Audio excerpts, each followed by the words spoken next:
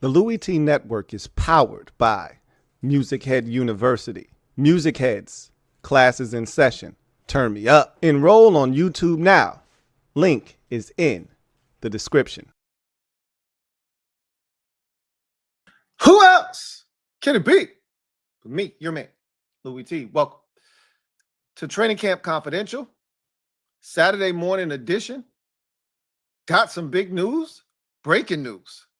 Woke up to some excellent news. Good morning, everybody. First and foremost, I was very rude to Candy. I did not introduce her correctly, and I'm being rude again today. Good morning, everyone. How is everyone doing on this beautiful Saturday morning, August 16th? We got to name dates when we get news like this. This is a good time. Breaking news of the morning. We get straight to the proceedings this evening. I won't even bullshit you this morning.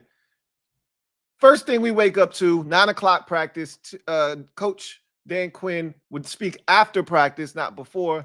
And I think the reason they did that strategically was because they knew this information was being released. It would have hijacked the press conference. It was going to hijack it regardless, but you much rather this information come out after practice and have to answer it rather than before practice. So he was going to speak after practice. He normally speaks before practice because this information came out right here from the Commanders team account. We have activated wide receiver Terry McLaurin off the active/physically unable to perform list, which is a big deal. We will talk about why this is such a big deal here in a moment. However, there's so many layers to this. All right. This is a big deal because Cliff Kingsbury yesterday, just a day ago, sent waves through the fan base and caused a real stir, if you will, with his comments. I didn't think they were that big of a deal. It was just simply Cliff stating, I need my stuff, man. You know, to anybody that's listening, whether it's DQ, whether it's Adam Peters, and I'm pretty sure he's expressed this behind closed doors, whether it's Terry McLaurin, whether it's his agent, Buddy Baker, whoever's listening, I need my guy back on the field. I need him touching grass in a meaningful way. I need all my stuff back. I need Brandon Coleman back. Sam Cosmi's working to get back. I need Noah Brown back. I need my stuff. If you of a certain age and you used to watch the cartoon Doug, I need more allowance. Yodelay. He said, I need my Terry Yodelay. Why? Because I do. The man needed his stuff. He made it abundantly clear yesterday. You think it's an accident that the very next day, Terry McLaurin is activated off the PUP list? I'm not saying. I'm just saying. Cliff got motion. Cliff got motion. A little bit of muscle he flexed yesterday. A little bit of muscle. Big deal because as they start ramping up for week one, this is, for all intents and purposes, the dress rehearsal. This game on Monday night is the dress rehearsal. You won't see any starters.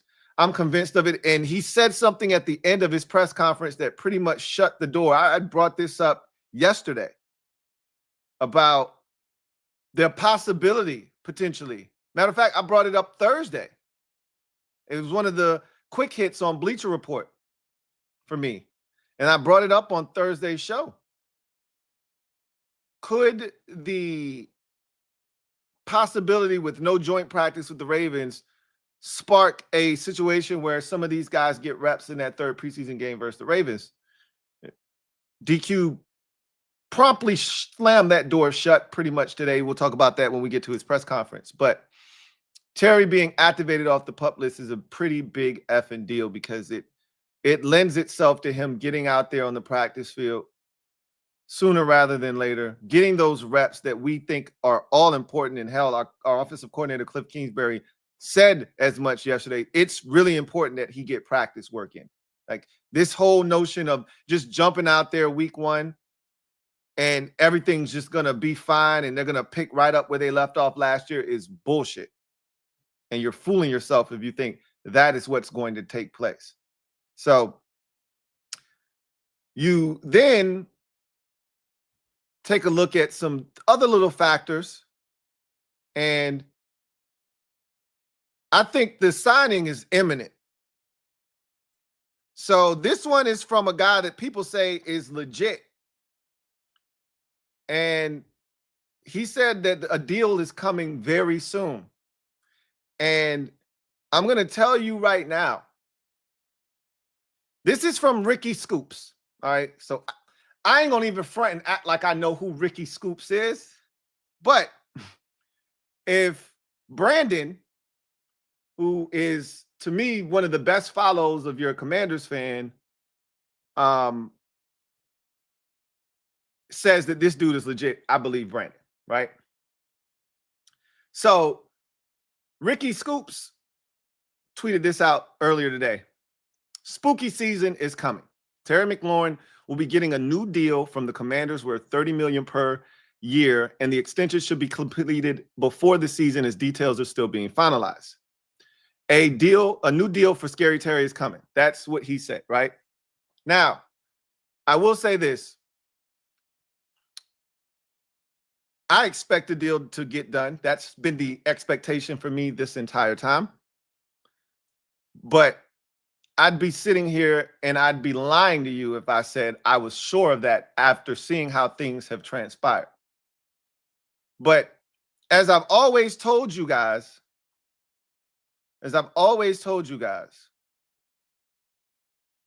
with these types of situations, it usually takes a deadline, a hard deadline to get shit done. For whatever reason, people love to procrastinate. I can't sit here and act like I'm not a part of the people that love to procrastinate. I'm not as big of a procrastinator as I once was, but there's still some of those elements that linger. If I can get it done tomorrow, I'll probably do it tomorrow, right? Should do it today, but I can do it tomorrow.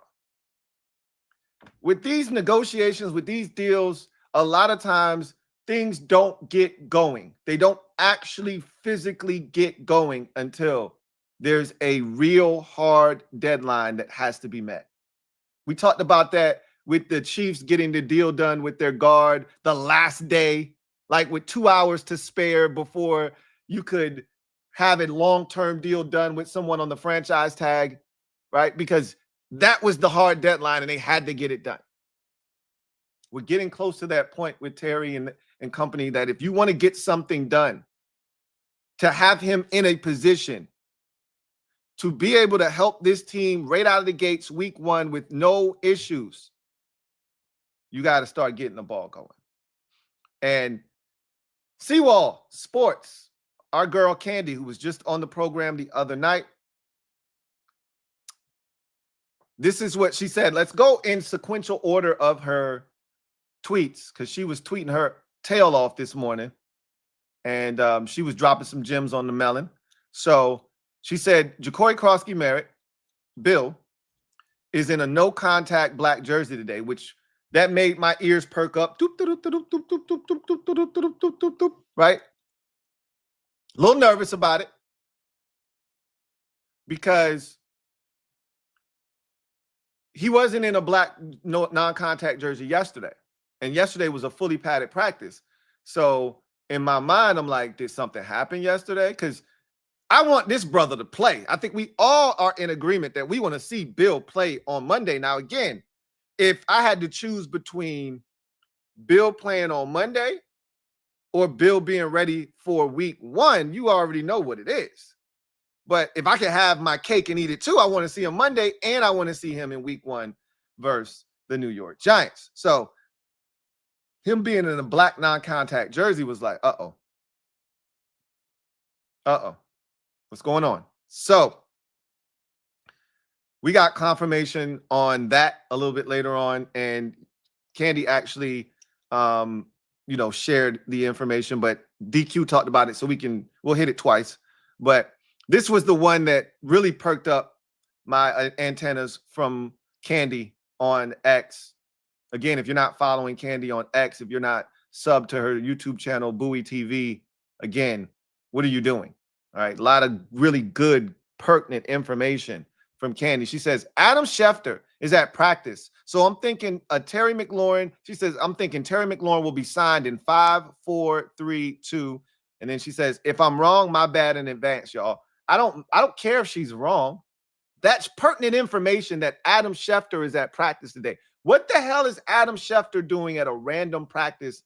This was not a fully padded practice. This is a Saturday practice in the middle of August. Yes, ESPN is going to be televising the game on Monday night. Yes, that's happening. That doesn't mean Adam Schefter is traveling with the crew to cover the game. That's not normally what happens, okay? Adam Schefter does not make the trip with the group when they travel to a destination to cover a game. So for anyone that's saying, well, yeah, ESPN's covering the game, that doesn't mean a damn thing. They cover a lot of games, does ESPN. That doesn't mean Adam Schefter's in tow, okay? So Adam Schefter being at practice is pretty significant. Now, again, he could just be trying to gather information, right? Nobody really knows anything. Nobody's had really any concrete information as to what the hell is actually going on within the confines of this negotiation between the Commanders and Terry McLaurin. There's been a lot of conjecture. There's been a lot of hearsay. There's been a lot of speculation, but there hasn't really been a lot of concrete information. Maybe Adam said, since I'm in the area, I'm going to take it upon myself to go out to practice, because we saw a video. JP Finley posted a video. NBC Sports posted a video of a very jovial conglomerate of Adam Peters, Dan Quinn, and Jaden Daniels all chopping it up prior to practice on the practice field, laughing, kikiing. It looked like a very upbeat conversation. A lot of giggling and shit was going on, as if they were giddy about something happening. And it could have just been as simple as, hey, Terry's going to be back on the field soon, and Jaden was cheesing and they were laughing it up, chumming it up. Or it could have been like, hey, we about to have this Terry deal done. It felt like a Terry deal is about to be done type of chuckling. Ha, ha, ha, ha. But I digress. Adam Schefter being at practice, he could just be there trying to gather intel. He could be just trying to gather intel, or he could be simply out there to be the first one to break some news that's about to take place. Could be a lot of different things. He could just be out there just because he wants to be out there. Who knows? But I'll say this. Schefter being out there at practice is significant because it's not something that usually takes place. Adam Schefter doesn't make, trips to random practices. How many times have you seen Adam Schefter out at a practice? John Keim works for ESPN. To Candy's point, she had in another tweet, somebody tried to say, well, he's just out there because ESPN is covering the game. Well, yeah, that's true, but John Keim covers the Commanders for ESPN. If they want something, Keim has more access to the team than Adam Schefter does. They don't need to send Adam Schefter out there for that. Schefter's out there for a specific reason. And guys like him, insiders, don't just show up somewhere randomly. Everything that these guys do is intentional. So, interesting stuff from Candy. I agree. She says, okay, y'all, listen. About practice. There was practice today, and we're going to talk about it very, very briefly. As a matter of fact, that's what we're doing here. That's what this is intended to do. Kind of encompass practice, because this was a light practice. It was somewhat of a walkthrough, right? I shouldn't say that. This was more of one of those shell type practices, right? It wasn't, obviously no contact. You're going into a game on Monday, so they're going to take it easy. They had a full contact practice yesterday, right? But no pass today, but plenty of great work as usual. She says, JD to Debo and Jalen Lane on full display. And while I was typing, to Luke McCaffrey. So Luke getting in the action today. Debo doing what he customarily does. We get our daily Debo update, right? Or our daily Debo dime, as I like to call it now. Every day we get a Daniels to Debo dime for a touchdown, and we got another one today. Maybe the longest one of camp for those two. We'll get to that in a second. And good to hear Luke and Jalen Lane, a couple of guys that I think are going to be players that we're going to have to lean on at some point at the receiver position, especially if Noah Brown doesn't get back here healthy in straight away. We're going to be leaning on those guys a lot sooner rather than later. Good to hear them getting involved a little bit today, too. Seawall continues. Javon Kinlaw gets better each practice. DQ talked about him in his press conference. That guy, I am so excited to see him on the field on Monday. So many good things have been said about Javon Kinlaw. And at this point now, I just want to see it. I want to lay my eyes on the situation and assess it for myself, because maybe they knew something that everybody else is. Remember, like, I'm not going to allow people to have revisionist history. If he ends up balling out this year and ends up being a bargain at $15 million a year, I'm going to come back to that, because there were so many people saying that we overpaid for this man, that this was a thumbs down move. When people talked about our offseason, this was one of the moves that they were critical about. I'm not going to let people forget that, because they talked a lot of shit about Javon Kinlaw, like the man couldn't play, like he was washed. And he's still a young player, by the way. They made it seem like we went out and we overspent for a guy that wasn't worth it. So if he balls this year, it's a lot of people that got to eat crow. And I'm going to make sure that I don't allow that to just go quietly and meekly into the night. No, a lot of you mother effers was out here talking shit about that move. So we going to have some conversations if Javon Kinlaw is like that. Because right now, from everything we're hearing, and it's not just DQ hyping him up, it ain't Joe Witt Jr. hyping him up, it's everybody that's out there that's saying, yo, this dude, Ryan Kerrigan said to him yesterday, if you just get your technique down, you are a Pro Bowl All-Pro player. That's what he told him. He said, we already know you got the physical gifts, bruh. If you just get your technique down, you're an All-Pro. That's what he told him yesterday at practice for everybody to hear. If this is legit, some of y'all got some explaining to do. So he continues to stack days, as DQ said today, stack days on top of each other. I love to hear it. Seawall says, hey, I mean, maybe Adam Schefter is here because Terry McLaurin is off the PUP. Shrugs. That could be it, but that ain't big enough news for Adam Schefter to be out of the park. You know what I'm saying? Like I'm with Candy on this one. And again, he might not get a deal today. There's no guarantees that anything's, officially done. I think about this, and I know y'all are fiends like me, so a lot of y'all probably follow this thing, follow other teams just as closely as I do. Y'all remember James Cook the other day wasn't practicing. He was holding in just like Terry was.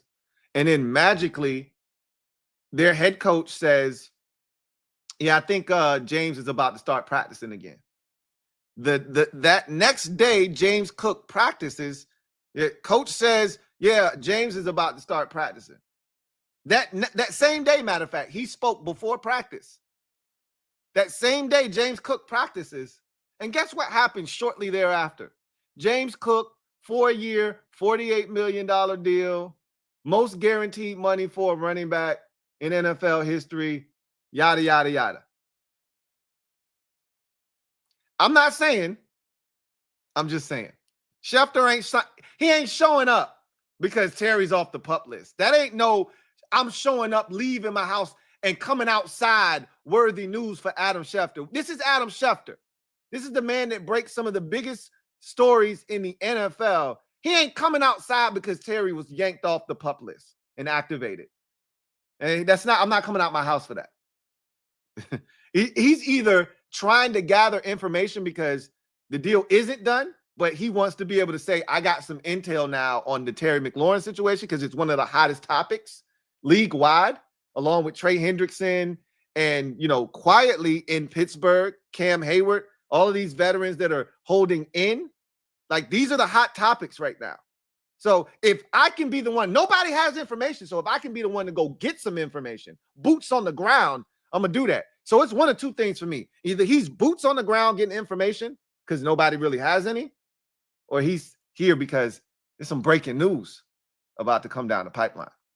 Anyway, Jordan McGee was hoping to play in the preseason game on Monday.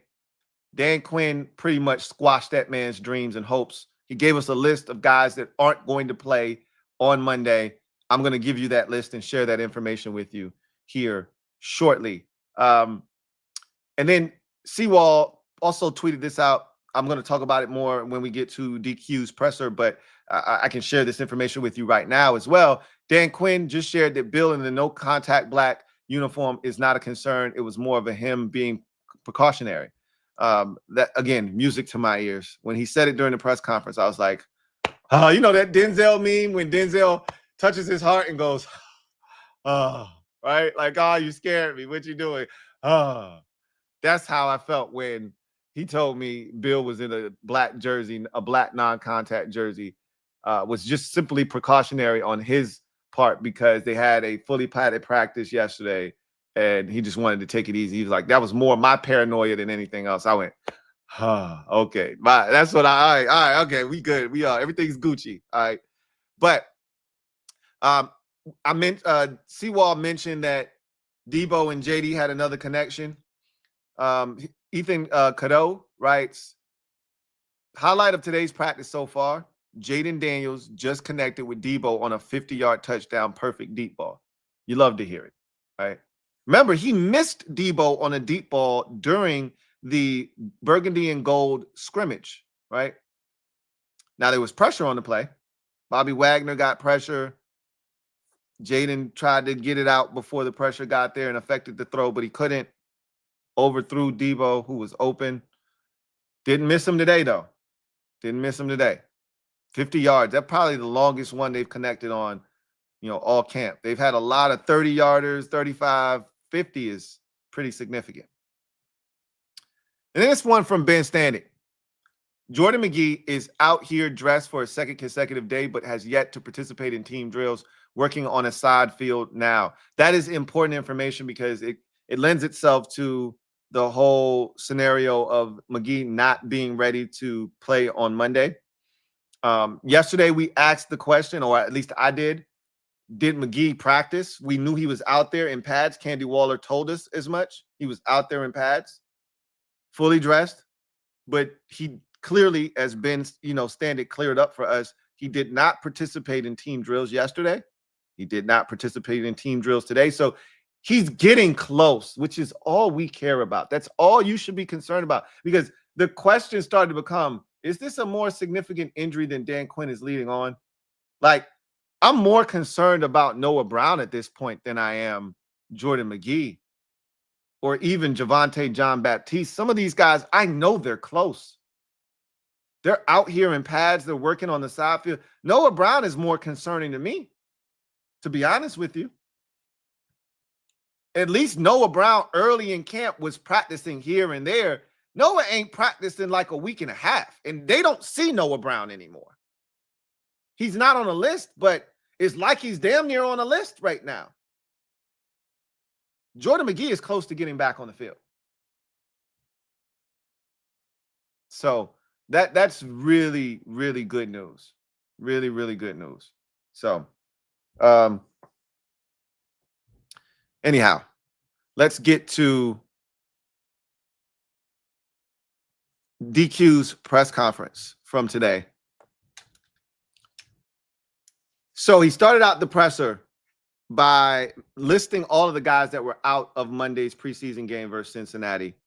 It's not as robust of a list as it was on Friday night in the first preseason game, where there were over 30 names on the list of guys that missed the game, but it's still a significant amount. I haven't counted the number of guys on this list. Let's see, 1, 2, 3, 4, 5, 6, 7, 8, 9, 10, 11, 12. But it's still double digits. It's still 12 guys that will not participate. Most of these guys, for vet reasons, they're too valuable to the program, as veterans. They've played in enough preseason games. We don't need to see them in this environment. We're good. When you're 30 plus years old, like you're like 32 or older, I really don't need to see you in the preseason at all, honestly. Yeah.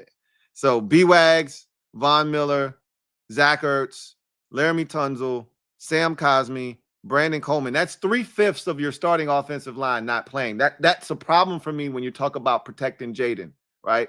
Now, so good news, bad news with this. Let me finish the list and we'll come back. We'll circle back. So Tunzel, Cosme, Coleman, Noah Brown, Terry McLaurin, Marcus Mariota, Jordan McGee, Javonte John Baptiste, and Jonathan Jones. None of those 12 guys will play. Let me repeat. Bobby Wagner, Von Miller, Zach Ertz, Laramie Tunzel, Sam Cosme, Brandon Coleman, Noah Brown, Terry McLaurin, Marcus Mariota, Jordan McGee, Javonte John Baptiste, and Jonathan Jones. These are the 12 guys that are not playing on Monday night. Now, of these 12 guys, B-Wags, Von Miller, Zach Ertz, Laramie Tunzel are all guys that are perfectly fine health-wise, just going to be held out of this game just to be, on the safe side. As veterans that have been there, done that, don't need to see them in this environment, right? But to circle back to the 3 names in a row here on the offensive line, Laramie Tunzel, Sam Cosme, Brandon Coleman. Obviously, Cosme, we throw him into these conversations because he is an expected starter on this offensive line and will be on this offensive line at some point. I'm still all in for week 1 with Sam Cosme, but I think he's more likely to be ready week 3. I've said this a million times. I'm going to say it 1,000,001, probably 1,000,002 at this point. But my declaration is that he will not be on the PUP list, right? He will not start this season on the PUP list. He will be healthy enough. They will be confident enough in his rehab and his progress that they won't start him out on the PUP list. They will start his ramp-up period right around when the season starts, and he'll be ready to rock and roll by week 3. That's my guess, right? But 3/5 of your offensive line will not be starting in the game on Monday night, which gives me good news, bad news. Bad news, Jaden Daniels playing in the game on Monday, and you're putting him behind a compromised offensive line that will probably feature Andrew Wiley at left tackle, which is not good.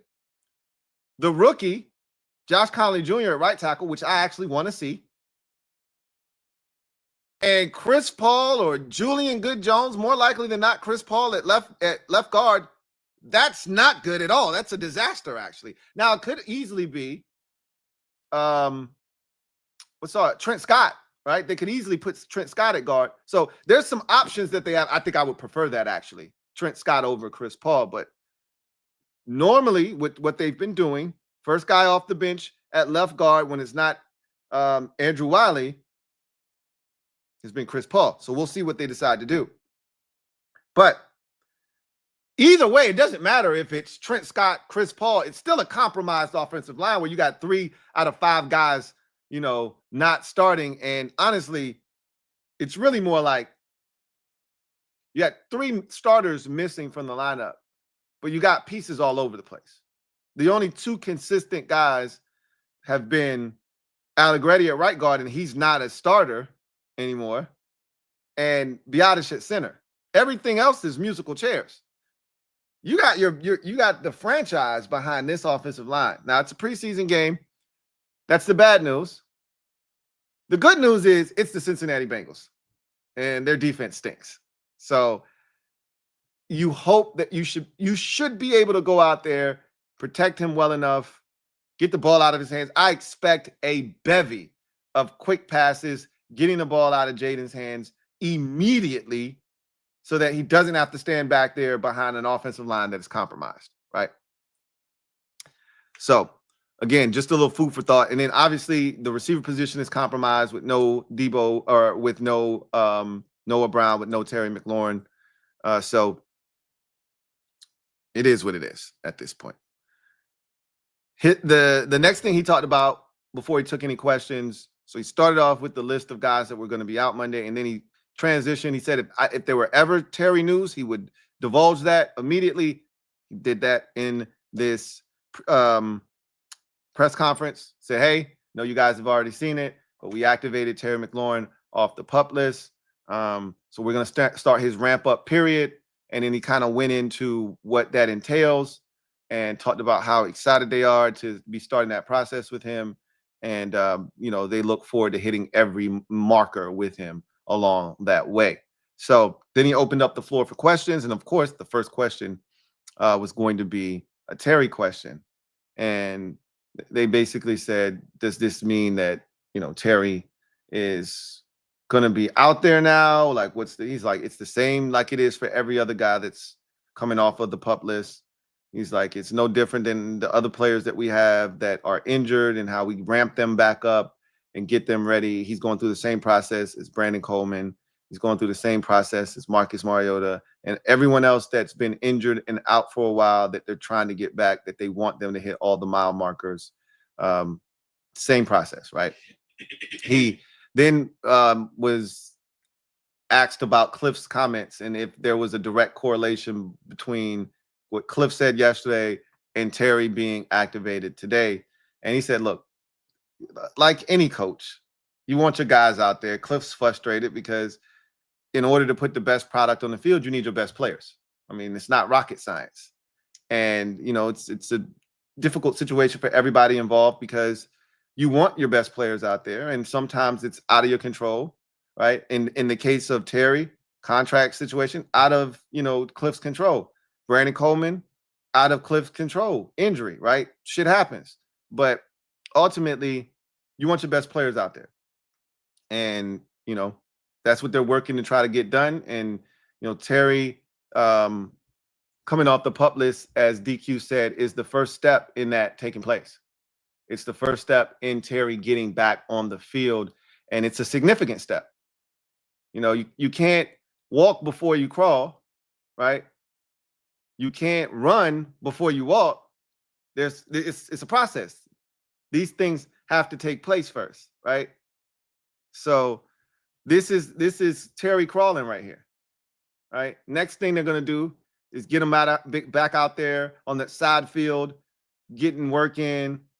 The media will see him. We'll know when he's out there because the first thing you're gonna see on every beat reporter's timeline is pictures of Terry working on the side field. Terry McLaurin is out at practice, or you'll at least you'll see it in text form if they can't take pictures, because a lot of times they're restricted in what they can and can't show and what they can and can't do. So, but you'll hear, Terry McLaurin's working on the side field, and everybody will be reporting the same thing, right?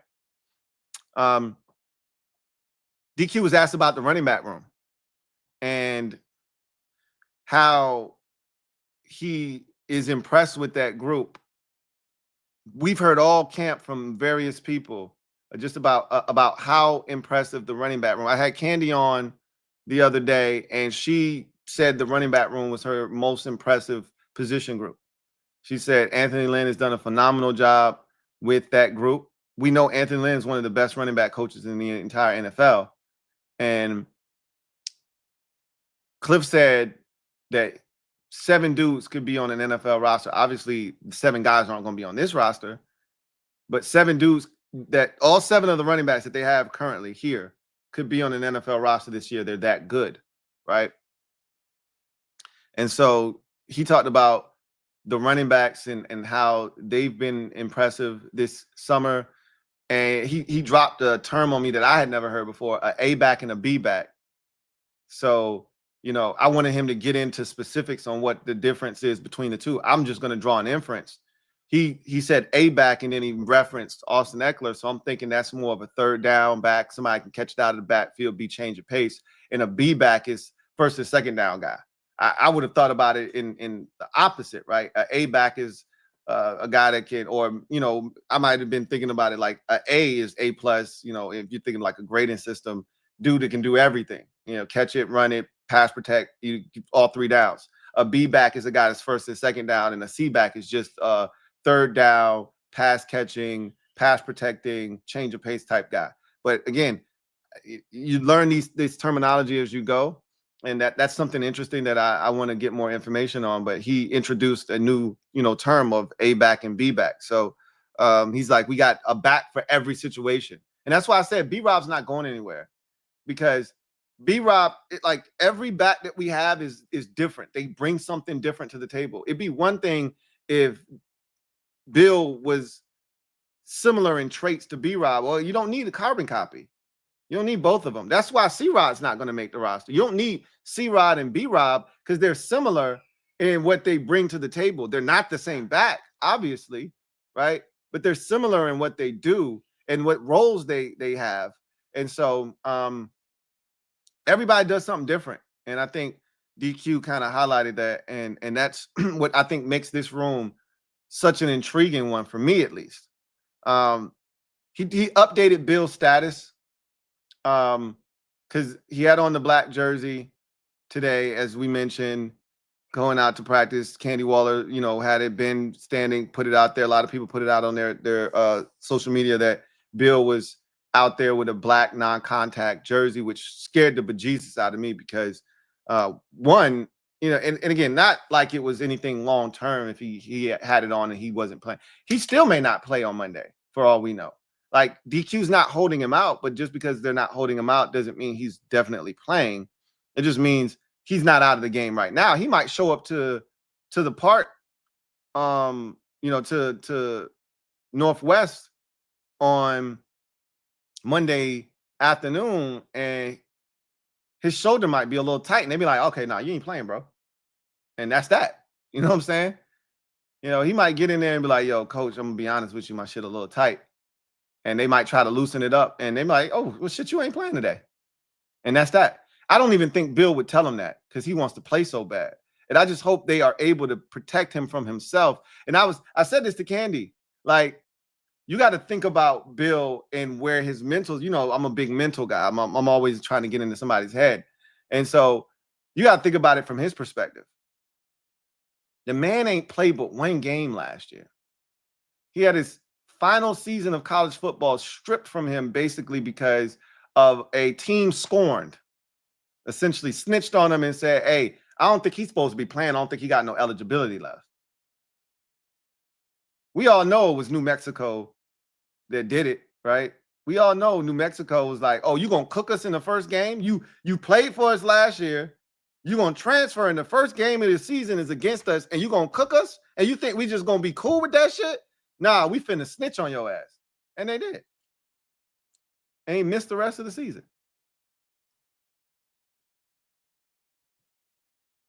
That man ain't played until the Patriots game. He had not played in a tackle football setting.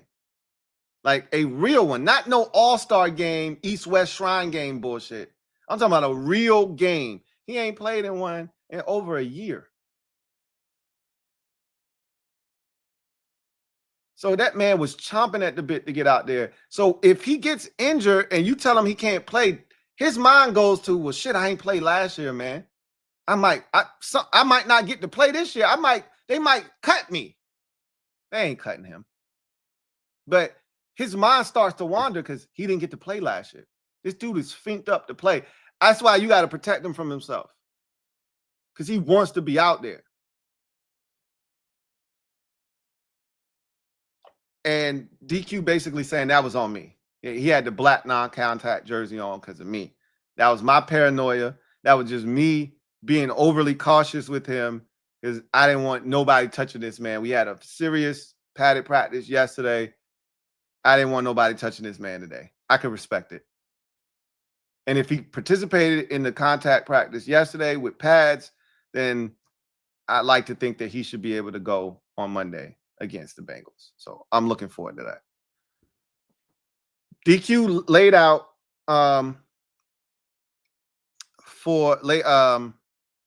DQ laid out a process for Terry, right? Where they're going to ramp him up. They're going to get him kind of going step by step by step. And he talked about the de-acceleration. He's talked about that multiple times with Terry. Like that's one of the pivotal things he's got to be able to do for them to feel comfortable turning them loose. He said that Terry getting off the PUP right now puts him on track to be ready for week 1 against the Giants, which is what I thought the mindset was all along, is how can we get Terry ready for week 1? The last thing you wanted to do was have Terry show up the week before and then try to rush him, and like that wasn't ideal. Doing it roughly just a shade under a month from the season opener. We're just about 3 weeks, a little over 3 weeks from the opener. This gives them plenty of time to ramp him up at a very steady pace, but not rush, right? This allows you to not have to expedite that process and have something go wrong. Now you can do this in a timely manner that allows you to not have to rush, not have to put him in a compromising position to have him ready for week 1. You can still put in all the game, because after this Cincinnati game, you know what time it is, right? After the Bengals game, they start game planning for the Giants week 1. Y'all do know that, right? And if Terry, you can't put together a game plan assuming Terry's going to be out there if you don't know if Terry's going to be out there. Now, with this situation being what it is, him being off the PUP list, you can now put together that game plan confidently knowing that Terry McLaurin is going to be on the field, obviously barring any setbacks. And so this is a big effing deal, right? Whether a deal gets done or not, which I still believe a deal is imminent. I think a deal is coming. And again, Adam Schefter being at the park, as Candy likes to say, use your clues. Adam Schefter being at the park is significant. It's significant. Terry coming off the PUP list, it's significant. This man said, I can't see me touching grass. I can't see me playing without a new deal. Well, all of this shit happening, I don't think it's by happenstance. Feels like some shit is about to get done, right? Feels like a Terry deal is about to be done and announced. This feels a lot like James Cook about 4 or 5 days ago. Coach comes out. I think James is going to practice today. James practices. And then next thing you know, Adam Schefter is reporting James Cook, new deal in Buffalo. This feels a lot like that. I wouldn't be shocked if there's a Terry deal announced today. Again, we'll see. But the PUP list, like, we all knew the ankle thing was, fugazi. So they're gonna go along with it. And DQ talked about it today, like, yeah, we gotta ramp him up and get him like, yeah. I'm like, come on, DQ, bro.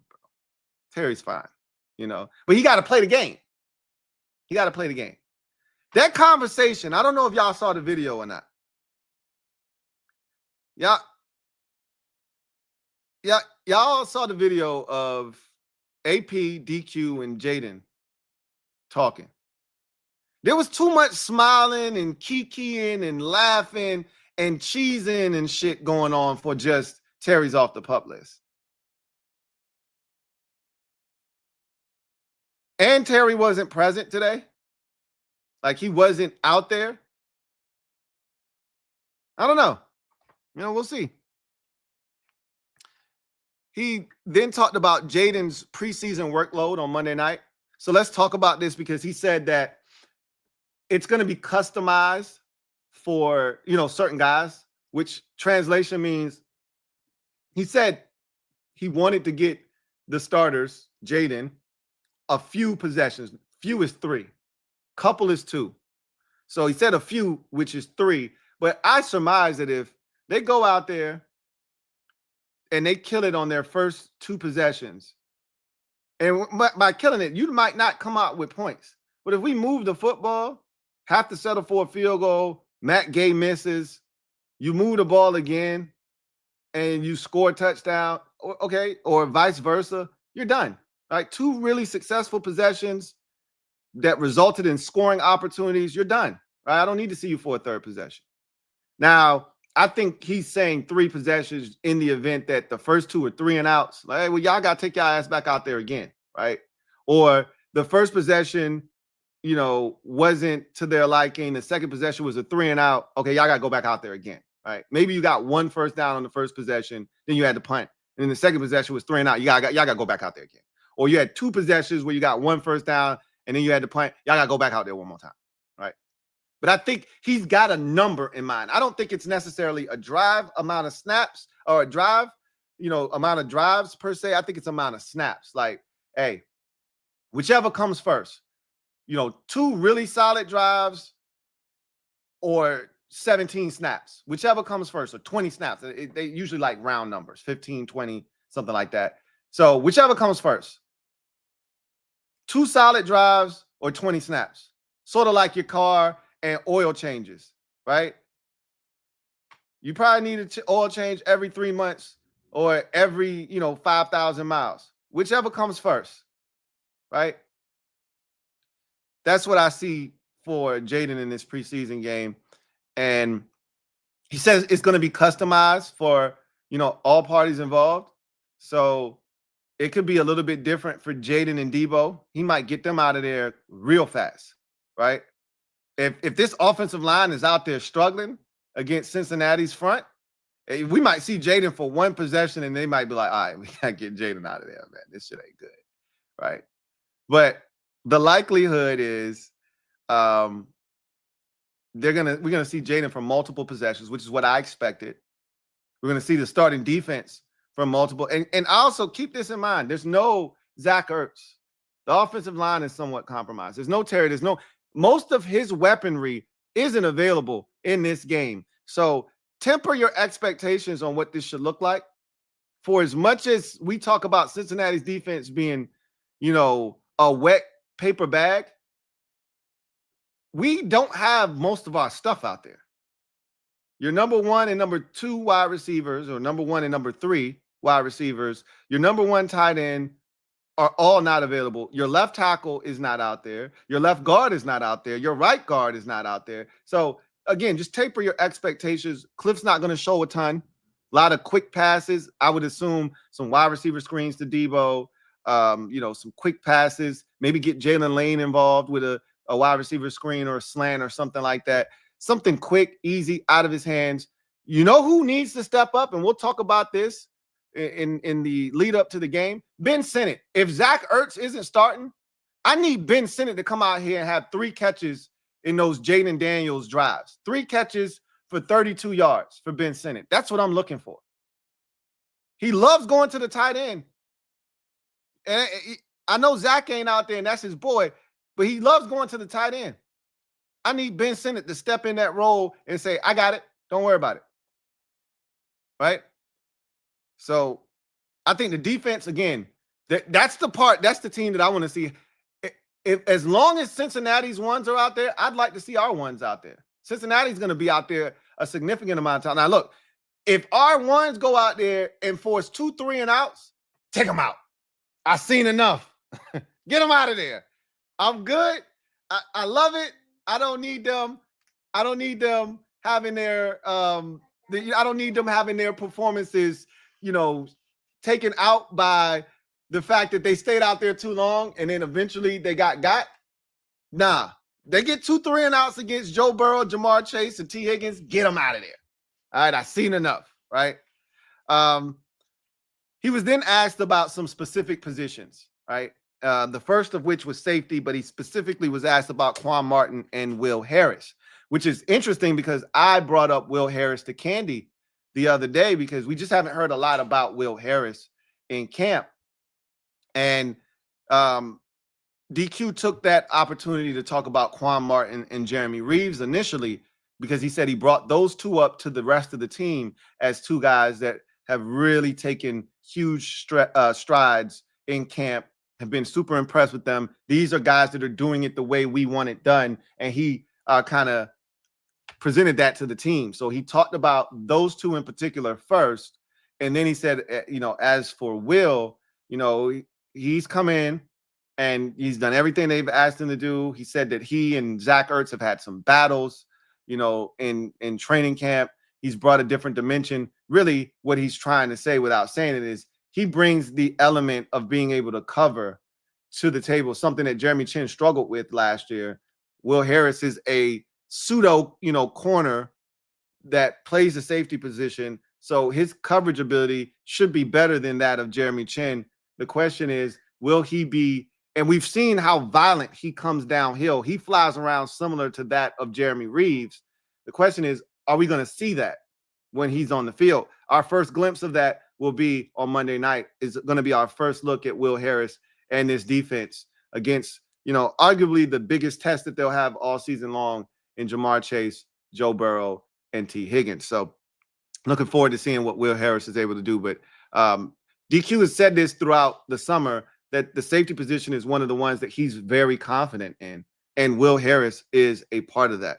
He was then asked about the D-line, and he talked about Javon Kinlaw, and he brought up Javon. He was asked about the D-line and Javon Kinlaw specifically, and he said that with Kinlaw, he's just been so impressed with his level of consistency. He said he came in tremendous shape.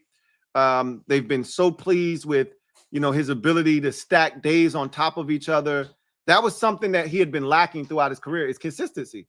And he's been showing that this summer. They're excited about what he can be. Now it's about transferring all of that over to the actual games. But they are stoked about Javon Kinlaw. And then he said the D-line as a whole, he really just was like the defensive tackle position. The interior of the defensive line is where he really wants to see guys step up. Let me say this right now. Eddie Goldman making his team is not a lock. He said about Eddie that they like some of the things they've seen from Eddie, but they need to see more. He said, I like what I've seen from Carl Davis. I want to see more. Those are two guys on the interior that he mentioned in name, that they didn't ask him specifically. Anytime a coach name drops, when they weren't specifically asked about that player, your ears should perk up, because they're telling you something, whether it's good or bad, they're telling you something. If it's indifferent, I'm not bringing them up, right? If it's indifferent, if I don't feel a way about a guy, I'm not bringing him up. Either I'm bringing a guy up because I'm a little disappointed and I want more, or I feel like this guy's playing really well and I want to acknowledge that. I think Eddie hasn't been as good, and I think Carl first of all, they love Carl. They love Carl, right? And I know it feels like I got beef with Carl Davis. I don't.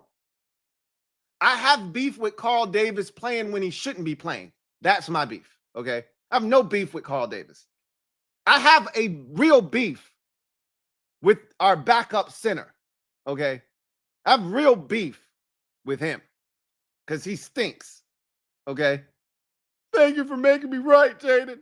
I have a real beef with him. I don't have any beef with Carl Davis. If Carl Davis can stop the damn run, which I think he can, I have no beef with him as a rotate. Carl Davis just played way too much in the NFC Championship game.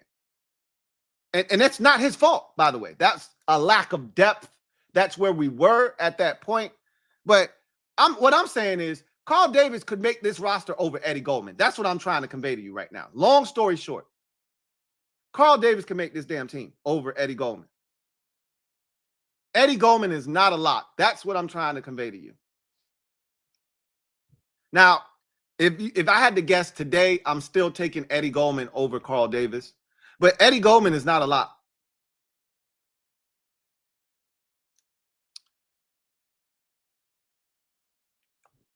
Then DQ was asked on any emotional impact that Terry could have on his team, him being activated off the PUP list and hitting the field back, hitting the practice field soon. Could that have an emotional lift? They talked to Tyler Biadasz after practice. He had a media scrum session and was made available. And they said that when the question was asked about Terry, being activated, his face lit up. And so DQ was like, look, man, I don't know about it. You got to ask the players. You got to ask Terry. I don't know about any emotional impact. I can just tell you, everybody loves Terry. Everybody wants Terry back on the field. They know what value he brings, not just to the locker room, not just to the offense, but to the team overall. He's that kind of guy. So yeah, everybody wants to see Terry back on the field. I forgot who, I think it was Deron Payne, who they asked earlier in the summer, is it weird not seeing Terry on the field? Because Terry don't miss shit. Terry don't miss games. He don't miss practice. And Deron was like, yeah, actually, it is weird not seeing 17 out there. Like, I'm used to 17 being out on the field with me. So, yeah, I do think it's going to be somewhat of an emotional lift for some of these guys. But ultimately, just having him back out there is a big deal, right? And then he basically shut down any notion. Remember, I said this on Thursday, that the unintended consequence potentially and the biggest ripple effect of the cancellation of the joint practice versus the Ravens was that now DQ had a decision to make as to whether he wanted to play guys that need that kind of live action reps against the Ravens 2s and 3s in the final preseason game, or did he just want to say to hell with it altogether? We'll just see what we got week one, which is what I said. If I had to guess, DQ is going to err on the side of caution. I would, if I were him. I wouldn't put them out there. I told you, the third preseason game is the most dangerous game of them all, because you got dudes fighting for their NFL life, NFL careers out there. I'm not putting my guys out there in that environment. Dudes are flying around trying to preserve their NFL careers. And again, if I ain't making this roster, which probably 80% of the dudes playing in that final preseason game, probably 85% of the dudes playing in that final preseason game aren't making a roster. So they know they playing for either the right to be on the practice squad on the team that they're currently on, or they playing for the other 31 teams. They putting film out there for the other 31 teams. So I'm not putting my starters out there in that environment. So he basically said for Terry that it's too quick of a turnaround Sunday, him getting activated, them, ramping up. It's just too quick of a turnaround for Terry to play on Saturday against the Ravens next week. I think that goes for every one of those guys. If you're not ready to play if you're not just barely missing this Cincinnati Bengals Monday night game. Like, if this were a regular season game, you would have played, but yeah, it's the preseason, so we're not going to play you, but you're ready to practice on Tuesday because they're going to be, Wednesday, because they're going to be off Tuesday after this game, and then they're back on the practice field Wednesday. If you're not ready to practice Wednesday and could have played on Monday night, you ain't playing on Saturday. So Brandon Coleman, Terry McLaurin, Noah Brown, none of those dudes are playing in that third preseason game. That's basically what DQ said at the end of this practice, which makes sense. So I digress. So let's get to the comment section, see what you guys have to say, and let's see if see what y'all got to say. Hey, look, I see Rio out here talking about I don't bang with Carl Davis. Hey, pause first and foremost.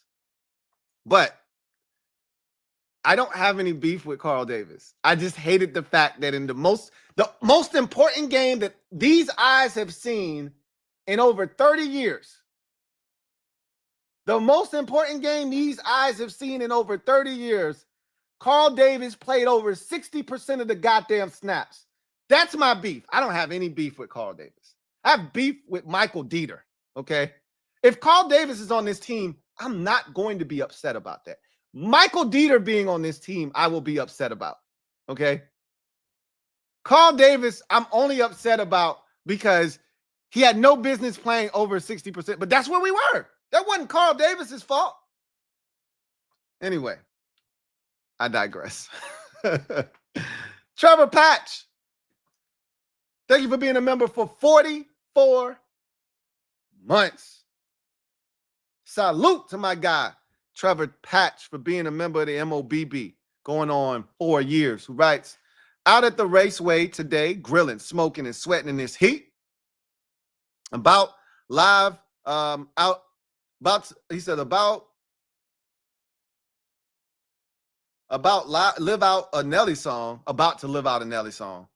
Wow, Louie is so cold in the AC, he's dressed like it's mid-December. Can't wait for fall and football. Look, somebody said the other day that I made them. He said, dude, watching your show is making me sweat. This is the thing. I'm more comfortable in my house when it's 30 degrees outside than when it's 90 degrees outside. Okay. You got to understand is I don't dress for the outside. I'm not doing this show live from outside of my house. I'm doing this show live inside of my house. It's cold as shit in my house. It's less than 70 degrees inside of my house. It's cold. Okay. And in the wintertime, I'm going to be dressed with a hat and short sleeves on because it's going to be comfortable in here. It's going to be 75 degrees in the house. Okay. So stark contrast, right? So again, like a lot of people, you know what really makes me laugh is people dress for the weather outside, even though like I'm off topic. This is a non sequitur, but people dress for the weather outside, even though they're just passing, right? In the wintertime, you don't dress for being outside if you're just going from your house to your car and then your car inside of a building that you're going to spend 8 to 9 hours in. You dress, you put on a coat, of course, and all that, but you don't have on, maybe you do have on a sweater and all, but guess what you're going to be inside the building because they probably got the heat on. You're going to be hot as shit because you got on this thick-ass sweater, long pants, boots, and you get in there and you're like, God damn, it's hot. Yeah, because your ass dressed like you're going to be outside for 9 hours. Yeah, it's 90 degrees outside, but I'm going to the grocery store and I'm going to spend 40 minutes in the frozen section. It's cold as shit in the frozen section. My legs and my arms are freezing. No, I'm going to put on some pants. Guess what? It's cold inside that restaurant that I'm about to go sit down and eat. They got the AC on. It's cold. I'm dressing for that. So anyway, I digress. I'm comfortable right now because I got on my Scully. I got on my quarter zip. I feel good. Art by Rapid. Thank you for the super chat. Greatly appreciate you. Thank you for being a member of the MOBB. Who writes, now let's go get this Super Bowl. Man, those are words I've been waiting to say. But I'll feel even more comfortable making a statement like that after he gets his deal. We still ain't cleared that hurdle yet, but it feels like we about to clear that hurdle. It feels like we about to clear that hurdle, though. Feels like Terry's about to get this deal. Again, as Candy says, use your clues. Adam Schefter at the park. Terry now mysteriously ready to come off of the PUP list with his ankle injury when the man declared, I don't see myself stepping on the field without a deal. Feel like the dots are connecting. And when you connect all the dots, the picture that you see is a Terry McLaurin contract. Once he gets that, and it's all smiles at the press conference, or we get that picture of Terry cheesing his ass off with the Terry McLaurin signed backdrop as he's sitting there with the pen in his hand, with the contract there, signing, cheesing for the social media pic. That's when I'll say, hey, let's go get this Super Bowl. Now let's go get this chip. Peacecraft 2149, thank you for the super chat. Greatly appreciate you. Peacecraft writes, Terry about to go on his villain run this season. He got axe to grind. He got to prove to everybody that I'm not as old as y'all think I am. And I already said that. To me, it's crazy because people want to talk about Terry like you saw any decline from this man. Terry's game is going to age well. I don't know what else to say to anybody that just doesn't understand why this is. But I feel like Terry's got a hell of a season. Again, it's a lot of dudes with something to prove this year. Debo, B-Rob, and I think you can, even if Terry gets his deal, I think you can add Terry to that list. You know, I think Javon Kinlaw has something to prove to everyone who thought that the Commanders overpaid for him. You know, guys like Bobby Wagner and Zach Ertz still want to prove to everybody that we can still play even at our ripe old ages. Von Miller, same deal, right? I think you got a lot of highly motivated guys on this roster. Add Terry to that list with or without a deal. JLG 993. Thank you for being a member of the MOBB, who writes, but isn't Schefty on Monday Night Football? He is. But Schefty is a part of the ESPN Monday Night crew every week. And half the time, he doesn't leave the studio. Most of the time, he's there during the halftime show in Bristol, you know, with whoever's hosting the Monday Night Countdown show from Bristol, right? Like, they have a crew that's out there. And I'm not saying that Schefty's not out there all the time, because sometimes he will be live on scene if they are out at the field on scene. But a lot of times, Schefty's back in the building. Like, he's not outside for that. You know what I'm saying? So, yeah, he could be. But again, just because he's going to be there for Monday Night Football doesn't mean he needs to be out there on a Saturday. You know what I'm saying? Again, Schefty is, everything he does is intentional. That man ain't showing up on a Saturday randomly just because they got a Monday Night Football game coming up. This feels like either, I said one or two things. One, he's trying to extract information from a situation that has not produced a lot of information. A lot of hearsay, a lot of conjecture, but not a lot of real, tangible, factual information. Well, let me go snooping around practice. Adam Peters was out here earlier. DQ's out here. Let me go talk to some people, see if I can gather some information. Or two, some shit's going down. And it feels like the latter. Some shit's going down. That's what it feels like. Some shit is imminent. Derek B. 2405. Thank you for the super chat. Greatly appreciate you. Thank you for being a member of the MOBB, who writes, could be about the 21-day window, so no pay on PUP.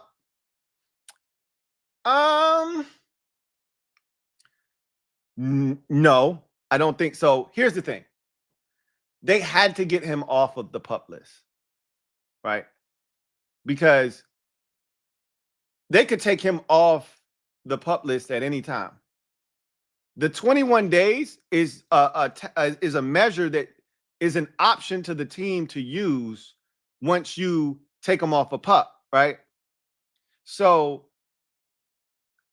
what we've seen in terms of the usage of the PUP list here with teams since they revamped the PUP list and the practice squad and all of that, when COVID hit, they revamped everything. And one of the things they revamped was the usage of the PUP list and the 21-day window after you activate a guy, right? So you activate a player, and then there's 21 days that you have until that player has to be the window. So let me walk it back. When you open up the window, like they took him off the PUP list altogether. They have to before the season starts, or else he'd have to miss the first 4 games of the season, mandatory, right? When you open the window, if they had just opened his window, then he would still officially be on the PUP list. But the window was open where they could activate him and he could go, be ready to go, right? Hit the field, do all the things, still not count against the roster, right? That's what the window does. It allows that guy to practice. It allows that guy to participate as a functioning member of the team without actually being counted against the roster number. So you can still keep, 53 guys with that guy not actually counting against the number of guys you have on the roster. When you officially activate that guy, now he counts towards your 53-man roster, right? So if you don't activate him in that 21-day window, he then becomes immediately a part of the IR list, and he's done, right? You can't take him off of that. So I don't think they were going to, that was ever going to happen. And I don't think this has anything to do with the 21-day window, because they didn't open his window. They just took him off the PUP list altogether, which they had to do because if you have him on the PUP list, he's still getting paid, even though he's not playing. And I don't think that's what they wanted to have happen. The goal was always for Terry to be ready week 1. That was always the goal. Whether he had a deal or not, the goal was always to have him be ready for week 1 because he's under contract. So I think this had more to do with, I think a deal is imminent, but also while we try to work out the particulars of the deal, because I told you, this is the shit that has been really frustrating, but it's also a part of this storyline, is that this is when Adam Peters, you know, from his last gig, this is when they get shit done. At the end of August, into September. So this is right on schedule with the shit that they used to do in San Francisco. I don't like that shit. I don't like that shit. Get your shit done in March. Get your shit done in April. Get your shit done in May. Don't wait till August. Don't wait till September. Get your shit done early. But this is where he came from, and I talked about this. And you can't ignore this. You're a product of your environment. He was in New England. He was in Denver. He was in San Francisco. All of those organizations marched to the beat of their own drum while he was there. He was there during the height of the Patriot Way. He was there when John Elway was out here doing whatever the hell he wanted to do. And he was definitely there for the 49ers run where they were going to the NFC Championship game every single year, but they were waiting until the last waking moment to get their guys signed to an extension on these contracts.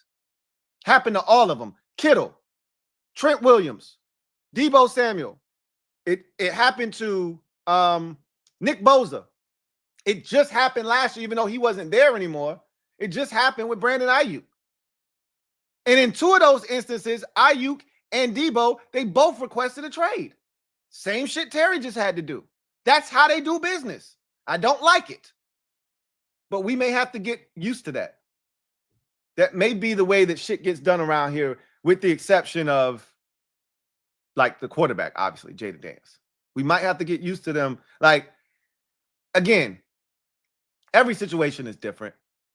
You know, every situation is different. How many more guys are on the roster that you truly feel endeared to? You feel like he's a part of us, are left? There are not many of them left. There are not many guys that will have the type of leverage, because I don't know if Terry ever had any leverage. The only lever he could truly pull was the court of media, you know, the court of public opinion, right? We love Terry. We wanted Terry here. He knew we were going to vouch for him, but that shit don't mean nothing to Adam Peters, nor should it, by the way. But ultimately, there's not many of those dudes left. And when you look around the roster, they took care of a lot of dudes. Now, they 1-year deals, 2-year deals. They took care of John Bates. And that didn't take long. If they think this is a good number and you're cool with it, the deal get done. It's when somebody thinks they're worth more or they want to push the envelope, that's when he's going to dig his heels in, and it could turn into this long, drawn-out process. They got John Bates done in March. Part of that is because he was a free agent. They had to. I mean, it's not like they had, John Bates one more year left on his deal, but I mean, they didn't drag their feet on the John Bates situation. They got Revo done. Now, I was in camp, but they still got him done. They got Nick Ballore done. Again, he was a free agent, so they needed to take care of him. They got Percy done. Right? I mean, again, he was already in camp, but it got done. So, anyway, I digress. Corin Smith, thank you for the super chat. Greatly appreciate you. Corin Smith writes, Lou, Terry was in a no-win situation.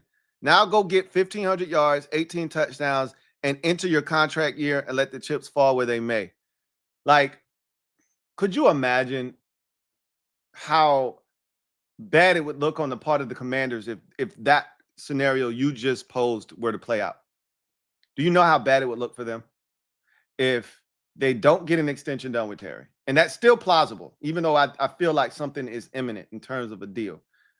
Do you know how bad it would reflect on them? Because that's essentially the equivalent of what happened now. Again, a little bit different circumstances with Joe Flacco, but it's similar in the sense that now the price is way beyond whatever you were willing to pay, right? They tried to get a deal done with Joe Flacco. Joe felt like they were lowballing him. He said, "Now I'm going to bet on myself." Joe goes out, has one of the greatest, playoff runs, leads his team to a Super Bowl that we've ever seen. And they had to release like 11 dudes just to pay Joe Flacco that offseason. If Terry goes out, look, Terry's never had 1,200 yards in a season. If he goes out and gets 1,500 and 18 touchdowns, that's all pro, first team, all pro, borderline triple crown type numbers. You put that kind of shit up, right? You probably won't win it with yards because it's going to be somebody out there that got 16, 17, 1,800 yards because it's too many dudes in this league that are like that. You get 18 touchdowns, though, you probably leading the league in touchdowns, which he was close to doing last year. Only Jamar Chase had more touchdown receptions than Terry. So Terry go out and ball like that, and you don't sign him to the extension. It's not getting done at that point unless you're willing to overpay. And if they weren't willing to pay him what he thought was market value at age 30 going into the 31, where it would kick in at 31, they definitely ain't looking to do it with him turning 31 years old, right? So it'll be interesting. And then the price won't be the same. Because now if I'm Terry, whatever I was asking for, I want more than that now. I really think now you can make the case if he does something like that. Now he can say, I am one of them Jamar Chase, Justin Jefferson, CeeDee Lamb types. Now I got the numbers to back that up. Which, again, I can't see Terry jumping from, just under 1,100 yards last year, which is usually where he lives, somewhere between 1,000 and 1,150 is where he usually lives. I can't see him just jumping, skipping 12, skipping 13, skipping 14, and going to 15. But if that happens, whoa. Because imagine if you get the extension done and then he does that. Now you feel like you got a bargain. You got a deal, a steal. You don't do it, and then he does that. Damn. Chitlin circuit. Now, to your point, though, just to go back, Terry is in a tough situation because he doesn't have any leverage. You're under contract. I feel bad for him and Trey Hendrickson because they're in similar situations. They're not in a position of power. They pretty much are at the mercy of the team because Terry, he's under contract. He has no choice but to play. I mean, he could try to withhold his services. That doesn't help his situation. What helps his situation is going out and playing football and balling. That helps his situation. But again, you go out and ball, you're a year older next year. So that hurts your situation, despite you going out and balling, which is why Trey Hendrickson wanted his money last year. He went out and got another 17.5 sacks. But they're still looking at him saying, bro, you old, though. You got a year older. And he's like, but I just balled again, though. And you should have paid me last year, though. So can I get my money this year now? And again, if he's still under contract for one more year, this year, and if he plays again and he balls again, the same excuse will be used next year, whether it's Cincinnati or some other team that says, bro, but you 32, though. And he's like, but I just balled 3 years in a row. They're like, but one of these years you not. And I don't want to get caught the year that you don't. So it's a tough situation for sure. King G, thank you for the super chat. Greatly appreciate you. Who writes, Cliff has a lot of power for someone who's about to leave. Hey, all I know is Cliff was out here flexing. He flexed his muscles yesterday because he say some shit and it gets done. Now, again, Cliff might have known what was about to come down the pipeline, right? But he was pretty adamant yesterday for someone who might not have been in the know. He probably knew this was on the horizon because if I'm not mistaken, no, Cliff spoke before practice, not after. So, yeah, I don't know if he knew anything. He just was pissed. You could tell, like, if you're gonna ask me about this offense and this, that, and the third, I mean, I'm gonna keep it a bean with you. Like, we can't do shit if we ain't got our guys out there. Ain't no expediting Terry's, synergy with this office. Ain't no expediting that process. The only thing you can do, you can't cut corners when it comes to continuity and guys being in sync and on the same page. You can't cut corners with that. Time on task, time on grass is the only thing that's going to allow that to gel and coalesce together. So, and look, you can sit here and we can talk about all the scenarios of Cliff leaving, staying, them making him the highest paid assistant in the league, et cetera, et cetera. It ain't about money, I don't think. Unless Cliff is having the time of his life and he doesn't. Cliff wants to be a head coach again. Because there's an element of power in saying, this is my shit that exists. Every guy wants that. I don't give a damn who you are. Some people may not desire to be in the head chair. Like, everybody's not made to be a manager or a CEO or a president of a company or a business. Some people are made to be workers. They take comfort and solace in knowing I got benefits, I get paid every 2 weeks, I'm not in control of nobody else. Nobody else is relying on me. I just got to go in and do my job and I'm done, right? And some people take comfort in knowing that. For others, that ain't good enough. And you want to be able to say, I did that. And if we win a Super Bowl, Cliff will get a ton of accolades, but it's DQ's team.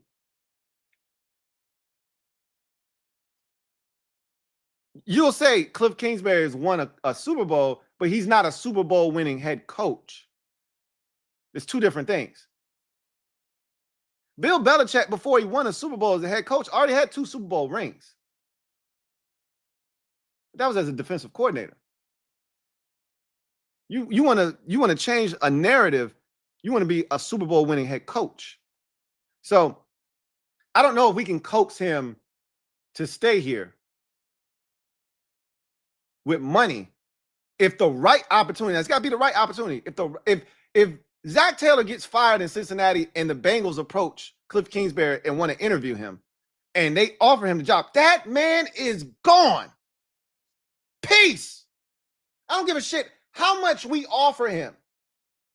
We can make him the highest paid offensive coordinator in NFL history. That man is gone. Deuces. It's Joe Burrow, Jamar Chase, and T. Higgins. Bro, I am out. I'm not leaving here to go coach New Orleans and Tyler Shuck and the hand model Jake Hayner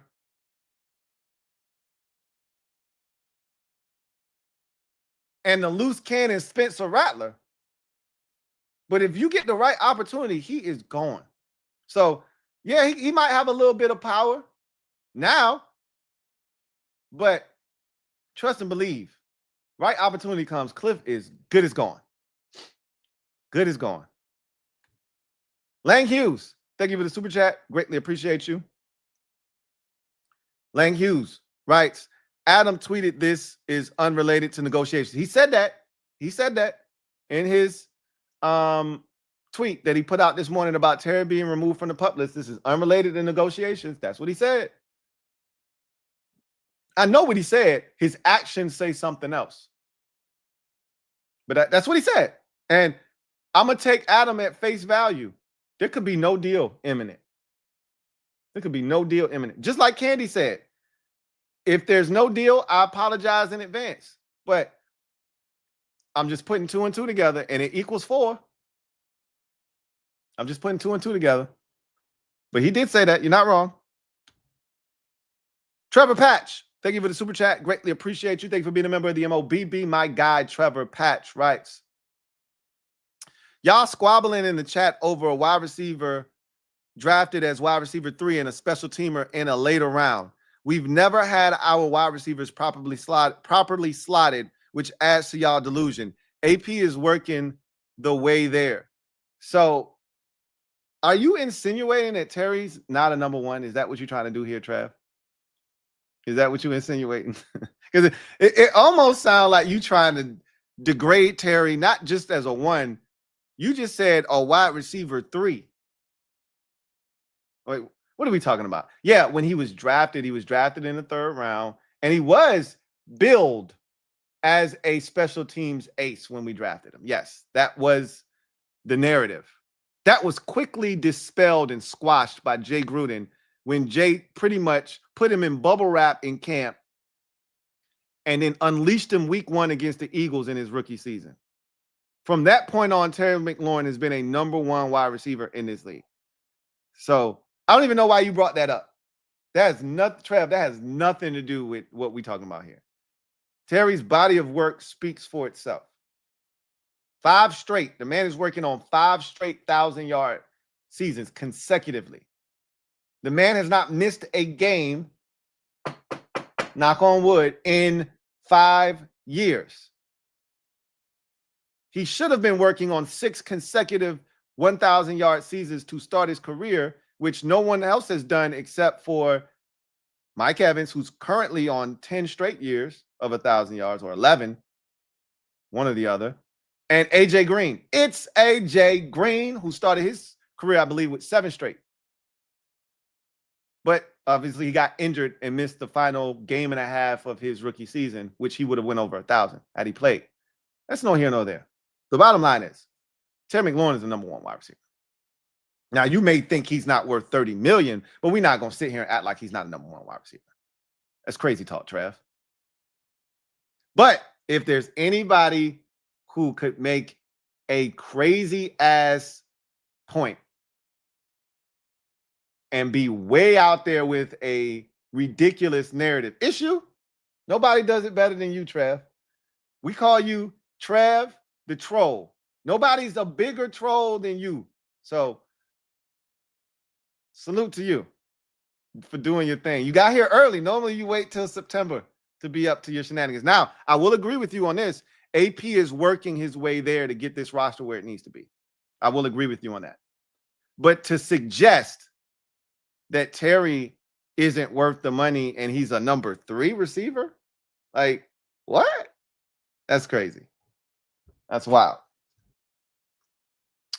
Now, if you were to say Terry's not an elite number 1, we can have a conversation. I don't agree. And okay. If you define elite as, which you probably shouldn't, so let me walk that back. Terry's not an elite number 1. Because if I think when you use the word elite is a strong word, and if you're going to use it, you need to use it in its proper context. Elite is upper echelon, reserved for the few. Jamar Chase, Justin Jefferson, CeeDee Lamb, those guys that got the $35 million, and that's elite. That's a small elite fraternity, small group. So yeah, he's not in that group. He's not an elite 1, but he's a really good number 1 wide. Whatever the next tier down is at the receiver position, he's in that tier. He's in that tier.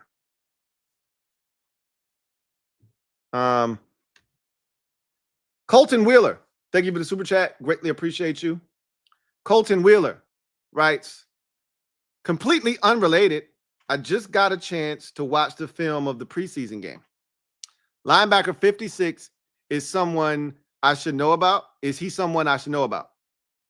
He has a solid nose for the ball and is explosive. He's still raw, but I like what I saw from his reps. Yes, you should know his name. He's the team's 6th round pick from this past year's draft, one of 5 draft picks they had in the 2025 draft class. His name is Kane Medrano. He's from UCLA, and he is explosive. He is dynamic. He was one of the best testing linebackers at the combine this spring. He's dynamic as an athlete. He's a 4.40 guy, former wide receiver turned linebacker. He was coached by Ken Norton briefly at UCLA. That's the connection. He can play.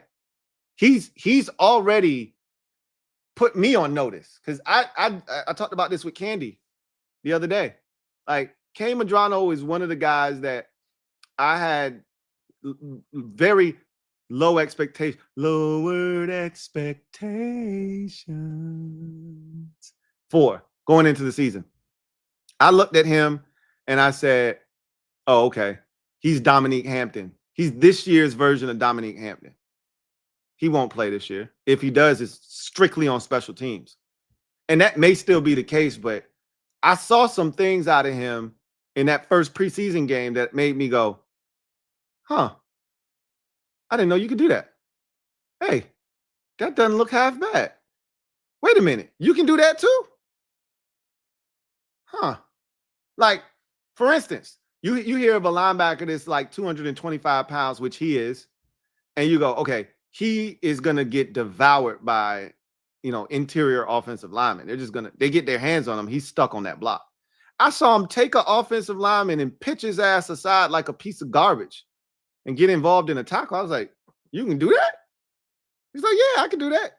I saw him be this close to chasing down Travion Henderson from the backside, from the wrong gap of an outside run. Well, I went, you can do that. He said, bro, I'm just as fast as Travion Henderson. What do you mean I can do that? I was like, true. He punched at the football. I know it's a little thing that I shouldn't be as excited. Nobody else is doing it on the team. He peanut punched at the football. I saw a guy that was aware. I saw a guy that, Logan Paulson had a clip that he chopped up where he was running to the ball on a run to the perimeter, and he took a wide receiver that tried to block him, and he chucked the shit out of him. Get your ass out my goddamn way. Knocked his ass back damn near on the ground, out the way. And so, yeah, he's a lot more physical. He's got traits. Yeah, you should know his name. Absolutely, you should. And I at this point, I wouldn't be shocked if he actually sees the field in a defensive capacity this season. It went from, after just one game for me, because it don't take much. You know talent when you see it, right? When you've watched as much football as I have, you know it when you see it. It went from, oh, he's Dom Hampton 2.0. He's not playing this year. And if he does, it's just special teams, to, oh, shit, we can see him this year at some point. We can see him early, too. Like, it wouldn't shock me if by week 6 or 7, he's continued to make strides to the point where they're like, hey, we're going to put in a little package for you where you get out there, 5 or 6 snaps on the defensive side of the football. We can put a little something in here for you.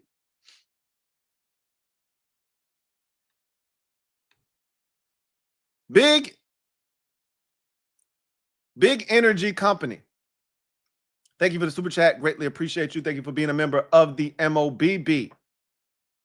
Big energy company writes, I want to thank you for keeping it so funky during this Terry McLaurin 17 AP saga. I've been cussing these shut up and dribble mofos that hell out in your comment section for about a month. Yeah, that's a wild take.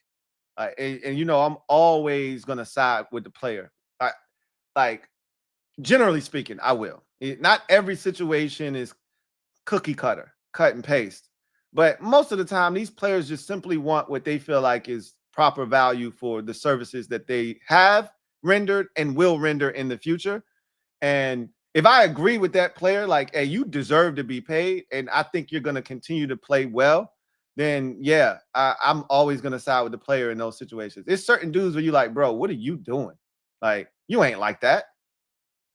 And so those players, I'm like, hey, organization, do what you got to do. In this particular instance, I'm like, I don't think the juice was worth the squeezing with this one. For what Terry represents, if you can't tell us he's the ultimate commander and then turn around and want to drag your feet when it comes time to pay your ultimate commander.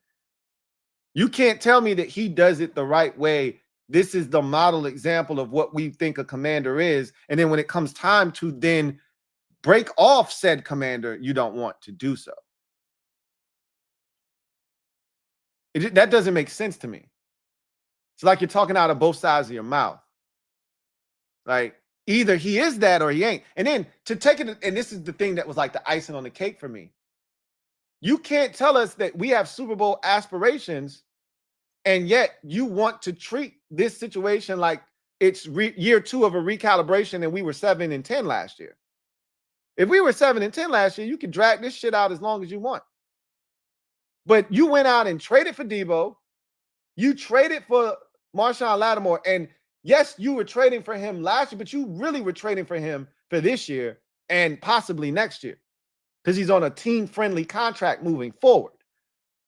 You knew he was hurt last year, so you already knew he probably was going to be compromised the remaining of last year. You probably knew that already. And you still said, we're going to bring him on because he's going to be good for us next year when he gets fully healthy and possibly the next year after that on a team-friendly contract. You traded for Laramie Tunsil. Yes, the opportunity presented itself. Yes, Laramie Tunsil may be here for the next 5 years. And so you weren't just trading for this year, but it was a part of, hey, we think we can win a Super Bowl this year. If this is true, then why wouldn't you take care of someone that is so pivotal and vital to the prospects of us having a chance to win a chip? Why wouldn't you just take care of that guy? Because of what it means for your second year transcendent quarterback. Why wouldn't you just take care of this? Why would you make this a thing? That's the part that I just struggled with. I can't stress this any more than I have.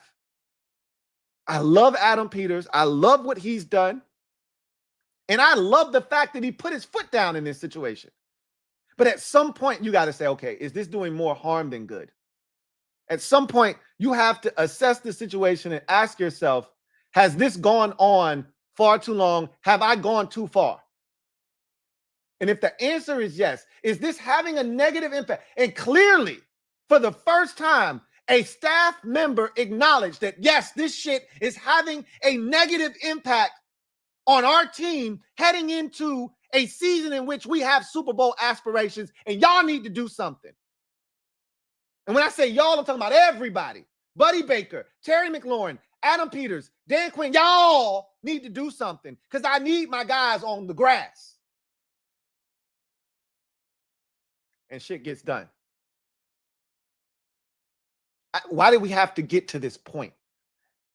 That's the thing that, again, I struggle with. We didn't need to be here. But you're going to have people that want to pick the side of the organization, pick Terry's side. I'm not on nobody's side. I'm on the side of doing what's right. And what's right is getting the guy that you said is the ultimate commander back in the building. However that looks. I'm not telling you you got to pay him this amount of money. I'm not telling that Terry should settle for this amount. Whatever that looks like, figure it out. That's what I'm on the side of. The right thing. Appreciate you, Big Energy Company. Reedy Davis, been a member for 25 months. Who writes, facts, without Terry, 100% we lose game one.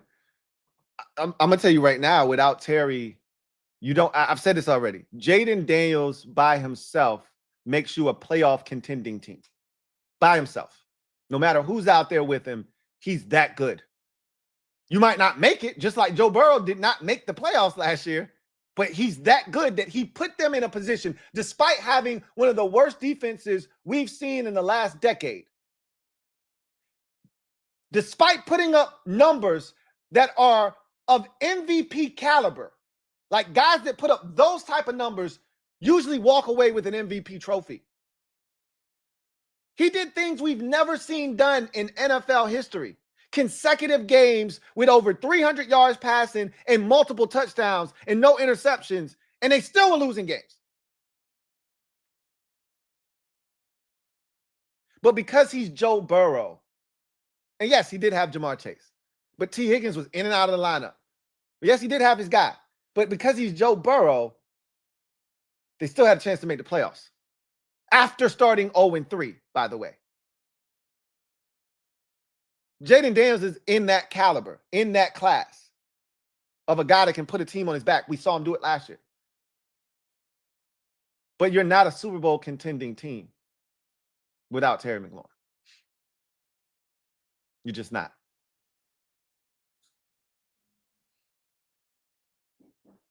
Trevor Patch, Thank you for the super chat. Greatly appreciate you. Double up. Thank you for doubling up. My guy Trev writes, I can confirm through my inside sources that Cliff has a lot of power through the wives of the owner, DQ and AP. Hashtag emasculated. Hashtag city boy, city boy. See, this is what we're talking about right here. This is what we're talking about right here. There's no one else like Trev. That's why we love you, man. Trevor Patch, thank you for the super chat. Greatly appreciate you. My guy, Trev, writes, not a Terry hater, y'all. I'm just real. And he said, I'm just most real and most humble in the chat. He says, I agree with Lou that Terry will age better than some like Debo. However, there is nothing wrong with Terry becoming our Larry Fitzgerald in the slot. And that's cool too, if that's where his career arc was, but that's not where his career arc is right now. Terry McLaurin doesn't have to remake himself. Larry Fitzgerald had to remake himself as a slot wide receiver in his latter years to stay as consistent as he had been as an outside receiver. He had lost some of the tools that made him the player that he was earlier in his career. He relied on his physical gifts to make him the receiver that drugged the Arizona Cardinals along with Kurt Warner all the way to the Super Bowl and almost won them that game, right? He had to reshape who he was as a player so that he could continue playing at a high level and produce longevity. Terry does not have to do that. First of all, this is the thing that I struggle with people. Terry got in the league a lot later than Larry Fitzgerald. You know, my guy Derek B loves to keep bringing up, you know, Mike Evans. I'm like, Mike Evans is 90 years old in NFL years, right? He's 90 in NFL. They are not the same. Even when he was the age that Terry is right now, Mike Evans had already been in the league damn near 10 years. Terry is going into year 7. There is a big difference between Larry Fitzgerald at 30, 30 years old, 31, and Mike Evans at 30 years old, 31, and Terry McLaurin at 30 years old, 31. And that difference is those boys came in the league at 21 years old. Terry came in at 24. It's a difference. Those boys were relied upon at their colleges. Larry Fitzgerald was Mr. Everything at Pitt. Mike Evans was Mr. Everything at Texas A&M. Terry was a special teams deep threat at Ohio State. There is tons of tread left on those tires that did not exist with Mike Evans at the same age of Terry McLaurin. And he still produced. And he's still producing as Mike Evans. Again, the Terry disrespect to me is just outlandish. Just like the B-Rob disrespect for me is outlandish, because the same people that was sitting there in week 6 when we lost to Baltimore saying, man, if we had B-Rob, I'm telling you, we would have beat him. It's the same people that's like, hey, we got to get rid of B-Rob. What? Them same people that was crying B-Rob is trash, we need to put C-Rod in, by the time we got to week 14, is the same people that was saying in week 6, we beat the Ravens if B-Rob is in the game. I can't make this stuff up. Shit makes no sense to me.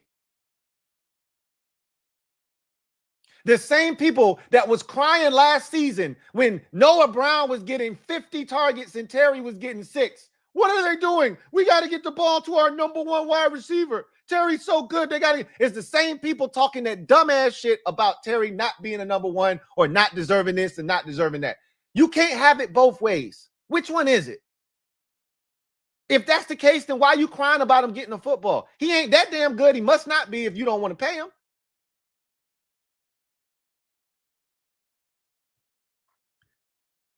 That shit is wild to me. You don't have to be a Terry hater, but you just called the man a number 3 receiver. You can call yourself whatever you want, Trev, but if you literally just said people in the chat are complaining about a number 3 third round wide receiver, If that ain't disrespect, I don't know what is. You're going to have to redefine disrespect in terms of how you describing Terry McLaurin, because I'm pretty sure Terry McLaurin would take that as a disrespectful statement. That he's a number 3 receiver because he was drafted in the 3rd round back in 2019. Anyway, I digress. You don't got to be a hater, but that's a crazy statement, though, Trev. I hope you understand what I'm saying. You may not be a Terry hater. You may love him because he's a part of this team, but you might also think he's not that good. And that's okay. You're entitled to your opinion. But you can't be mad if somebody thinks you're a hater because you literally called one of the best wide receivers in franchise history a number 3 wide receiver. Like, do you realize? And again, I know Madden doesn't count for shit. I'm aware, right? But are you aware that, like, on Madden, he's like the 7th best rated receiver on the game in Madden? 7th. I've said this all along. Like, Terry is like the 11th, best receiver in the league, 11th, 12th, somewhere in that neighborhood. I always say he's probably like 11 through 13, somewhere in there. The league, general managers, GMs were polled. He was 11th, just outside the top 10, probably right where he should be. On Madden, he's like the 7th best receiver, 7th or 5th or somewhere in that neighborhood, best receiver on the game. In the NFL top 100, I think he's going to end up as the 5th, 6th best receiver in the league. And some of that is based off of like what he's done over the life of his career, the body of work, so to speak. Because guys like Michael, what's the Jags receiver that they drafted in the 1st round that was at LSU with Jaden? Brian Thomas, not Michael. Brian Thomas Jr. That dude's better than Terry. You can't put him in ahead of Terry because he's only done it 1 year. Malik Neighbors is better than Terry. They're not putting those dudes ahead of Terry right now. Those dudes, talent-wise, what? Those dudes are light years better than Terry McLaurin. I take those dudes in a heartbeat over Terry McLaurin. You would too. Talent-wise. But again, it just goes to show you how Terry is valued around the league. He's a dog. What we're not going to do is sit here and act like Terry ain't a dog, because he's a grade A certified dog with sharp teeth that bite. And for some of y'all, like Trev, for you to sit here and act like he a number 3 receiver, that's super disrespectful. That's crazy, bro. So when somebody says you a hater, you may not feel like a Terry hater, but you come off as one when you make comments like that. And I hope you understand the perspective of that, right? I don't think you're a Terry hater, but those comments are pretty wild, bro. I'm not saying, I'm just saying. Anyway, I digress. So, I think that's the last comment. It is. So we'll get out of here. I'm going to be out of the office. I pray nothing happens while I'm gone. It would be just my luck that a Terry McLaurin deal is reached while I'm out of the office and not able to do something. But either way, whether I'm out of the office or not, I will be back. I'm here. I wasn't planning on doing it. Even though we had practice, I was going to let this shit pass by. It wasn't nothing here serious enough for me to show my face. But y'all know, if something happens, this face is going to invade your space. Terry's pulled off the PUP list. Now we got something to talk about. Terry gets the deal. I'll be back. I'll be back. Anyway, like I told y'all the last time, if anything happens, I'll be back. But barring, some sort of big news, I will see y'all Monday, more likely than not, where we will have a preview. And shit, I might do it tomorrow night. Just depends on what's going on. I might do it tomorrow night where we preview the preseason game tomorrow versus Cincinnati. Probably will do it tomorrow night, more likely than not, now that I think about it. But we'll see. See what the hell's going on. But Anyway, I'm excited. This is the best news of the summer. You know, Terry being pulled off the PUP list. We went from Terry holding out to Terry holding in to Terry being placed on the PUP list and then just being left in limbo to now finally having some sort of resolution. Worst case scenario, Terry doesn't get his deal, has to play on the final year of his contract, but at least he's playing, which is all that matters at this point. But the best outcome for all of us as fans is that he gets his extension. We can put this behind us because guess what? If he doesn't get the extension, that conversation looms over the season. Now, once we start playing football games, that kind of stuff usually takes a back seat to activity on the field. But let this thing go off the rails. Well, you know, that shit circles back. And God forbid Terry has a great year and they don't get the extension done. Then what? At that point, we're right back where we were. Franchise tag. This shit starts all over again. I just want to be done with this. Right? Don't you? Aren't you sick of this shit? I know I am. I'm excited that he's back, though. Because, you know, everything's about to ramp up. Super Friends, all that shit's about to start kicking off. And the last thing I want them trying to talk me to death about is, I don't know if Terry's going, you know, the Giants fans already think they're going to beat us week 1. I don't know if Terry's going to be there week 1. Man, pipe your ass down, sit down, and shut up. Now I can put that shit to rest. Taking him off the PUP list means he'll be ready for week 1. He's on track to be ready for week 1 and ready to bust the Giants' ass so we can get this shit popping like we supposed to this season.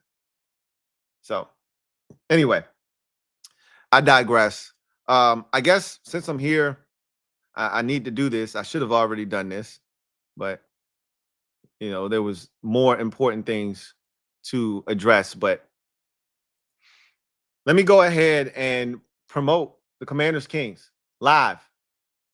Final, the day after the final preseason game on August the 24th, the Commanders Kings will be live and in color from Crystal City Sports Pub in Arlington, Virginia. In Arlington, Virginia. We have less than 25 tickets remaining. I'm so proud of all of y'all for the support. I can't thank y'all enough. I didn't know, I'm going to be honest with y'all. I didn't know how this was going to go. You know, I had people in my ear. This is what happens when you got people in your ear. And you got to make this. Sometimes you got to make a decision. You got to make a call. I had people in my ear saying, hey, make 300 tickets available. Make 170 tickets available. I was like, no. Let's just see what 150 do. I wasn't sure what the turnout was going to be. And y'all have stepped up to the plate and shown the support. And I appreciate y'all, man. Because this event going to sell out. We trending towards selling out. It's only a matter of time before I come up here and tell y'all, hey, we only got 10 tickets left. We only got 5 tickets left. We sold out. And that's because of y'all. So shout out to everyone that's already purchased their tickets. Shout out to everyone who's donated. If you can't be there, and I get it. Not everybody lives in the DMV. Not everybody lives within driving distance. Not everybody is in a position to hop on a plane and come on out. I get it. But you still want to support. You still want to be present and a part of this event. You can do so by donating. That same link, mods, if you're out there, shout out to the mods. Shout out to the mobs. Stand up. We in the building. Y'all know what it is. Shout out to the mods out there who hold this channel down. Really appreciate each and every single one of y'all. Could you drop that link in the comment section of this video real quick for those of you who are looking to either purchase a ticket or you're looking to donate? That same link applies to both. Click that link to purchase your tickets, $45 set price for the tickets. Or you could click that link, go all the way to the bottom of the screen, and you will see all of the options to donate. Bronze, silver, gold, and then wild card is a new option, which allows you to donate any amount that you would like. Any donation that is made is going to prompt us to giving you a shout out during the live stream because it's such an important endeavor, right? Can't thank you guys enough for the support. Get your tickets. A few remain. They're moving quickly. You realize we are less than 10 days away from this live event. We are 8 days out. We will be a week away from the live event from tomorrow. Tomorrow will make a week that we will be away from this event taking place. Bart Scott. Can't wait. Looking forward to meeting all of you who have already bought your tickets. There's still time. A lot going on at this live event. It's going to be lit. It's going to be turned, and we want you to be a part of it. Season preview, 53-man roster. Hell, we may even be talking about a Terry McLaurin extension getting done. Who knows? May have to change the whole, program of the show. Wouldn't that be something? Either way, really appreciate y'all. Looking forward to chopping it up with y'all at that event. Shout out to everybody who's bought tickets and shout out to everyone who's donated. And if you want to donate, there's still time.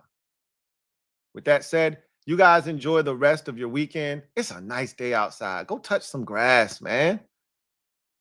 Go touch some grass. Go get some fresh air. I'm about to take off this Scully, take off this quarter, and I'm about to go outside and touch some grass, man. You do the same.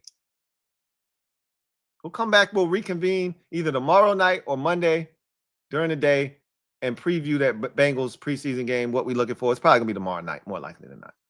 It's probably going to be tomorrow night.